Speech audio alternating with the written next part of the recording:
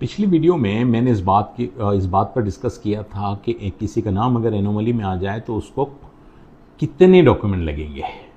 और अब हम इस वीडियो में ये डिस्कस करेंगे कि कौन से डॉक्यूमेंट लगेंगे। अगर किसी का नाम एनोमली में आ गया है तो वो किस तरह से दूर होगा।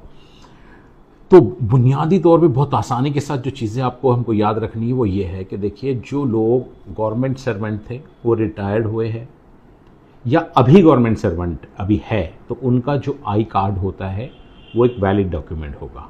उसी तरीके से एक पीएसयू होता है, प्राइवेट सेक्टर अंडरटेकिंग, जैसा बैंक ऑफ इंडिया है, एलआईसी है, ऐसे सारे सेक्टर्स जो गवर्नमेंट के अंडर चलते हैं। जैसा पहले एयर इंडिया हुआ करता था, तो उसके जो मुलाजमीन रिटायर हुए हैं या अभी उनके पास कोई कार्ड है, तो वो आपका कार्ड इस मामले के लिए भी एक दस्तावेज माना जाएगा।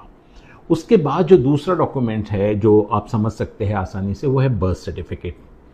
तीसरा डॉक्यूमेंट है आपका पासपोर्ट।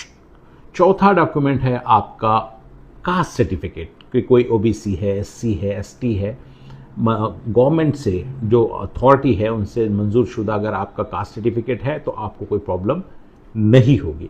उस तरीके से जो जंगल में लोग रहते हैं, आदिवासी टाइप के कुछ जो लोग होते हैं, फॉरेस्ट सर्टिफिकेट होता है, तो वो सर्टिफिकेट भी आपका वन ऑफ द डॉक्यूमेंट माना जाएगा। उसी तरीके से ग्राम पंचायत में एक रजिस्टर हुआ करता था, अभी भी होता है, जिसको कहते हैं कि फैमिली पंजीकरण, है ना।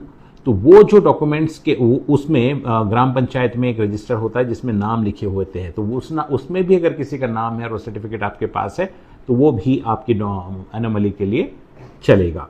उसी तरीके से जो सबसे आसान और मौसर, सब याद रखें इस बात को, कि जो सबसे आसानी से अवेलेबल हो सकता है वो है domicile certificate, permanent residence certificate.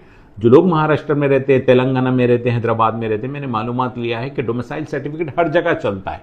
और जो 11-12 डॉक्यूमेंट्स की जो लिस्ट दी है इलेक्शन कमीशन में, उसमें डोमिसाइल सर्टिफिकेट भी बहुत अहम है, जिसको हम बहुत ईजी लेते हैं। दूसरे डॉक्यूमेंट पे तो हमारा फोकस है, लेकिन इस पर नहीं है। तो जो लोगों के पास डॉक्यूमेंट्स की कमी है वो डोमिसाइल सर्टिफिकेट ले, 2 दिन में वो बन जाता है। सेतु पर जाइएगा, तहसीलदार जो है उसको इशू करता है। तो ये बहुत काम का डॉक्यूमेंट है, इसको याद रखें। यह उसी तरह कोई भी जो तालीमी मंजूर शुदा बोर्ड हो या यूनिवर्सिटी हो, उन लोगों ने जो सर्टिफिकेट, तालीम का जो सर्टिफिकेट इशू किया जाता है, उसको भी, जैसे 10वीं या 12वीं है या मंजूर शुदा यूनिवर्सिटी है, उनका जो सर्टिफिकेट रहेगा तालीमी, वो भी एक अहम डॉक्यूमेंट होगा।